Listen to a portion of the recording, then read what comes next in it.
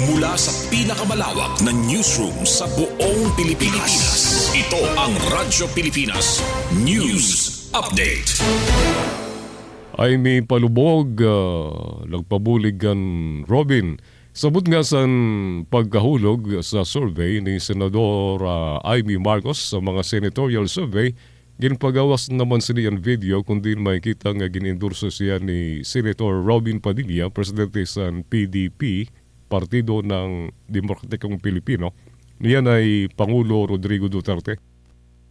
Ang video nga kapartisan campaign ad ginpost ni Marcos sa iya Facebook page sa Sabado sa Kulop, Abril 12. Sa nasabi nga ad, ginbida sa senadora ang iya commitment sa Mindanao ang balwarte ni Duterte. Ikan sa pagdudusos ang infrastructure ng modernization tubtub sa pagpapaupay daw sa supply sa kuryente ng paglago sa ekonomiya sa Mindanao. Si Amy ang anay kaparte sa miyembro sa Alyansa para sa Bagong Pilipinas ni Paulong Ferdinand R. Marcos Jr.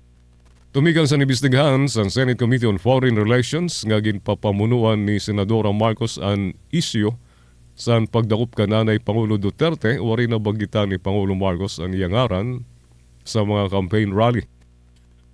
Tubtob sa magdesisyon si Senadora Marcos nga bumuliw nala sa alyansa nga magkandidato nga independent.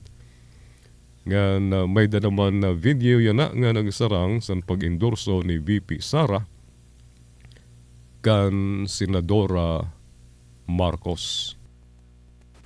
Pangatapusan sa naton balita, Pilipinas sa bet sa mga investor sa hamubo nga taripa. Posible nga maging bintaha sa Pilipinas ang mas hamubo nga taripa nga ipapataw sa mga produkto nga gisusulod sa Amerika.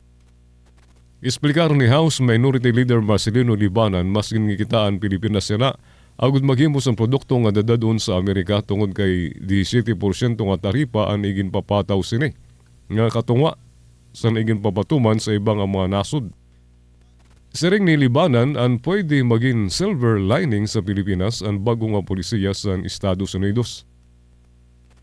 Ini nagbubudang sa Pilipinas sa unique nga mabintaha nga posisyon siring ni Libanan. We're looking at a rare opportunity to position ourselves as a low-cost, reliable export hub for the U.S. market, especially in semiconductors and electronics. Siring san kongresista nga pwede liwat humirit ang Pilipinas sa kalyado sini nga Amerika nga hamuban pa ang taripa sa sulod sa 90 diyas nga negotiator period. Amado aton news update, Gina Vilon, iyo tag notisya. Mula sa pinakamalawak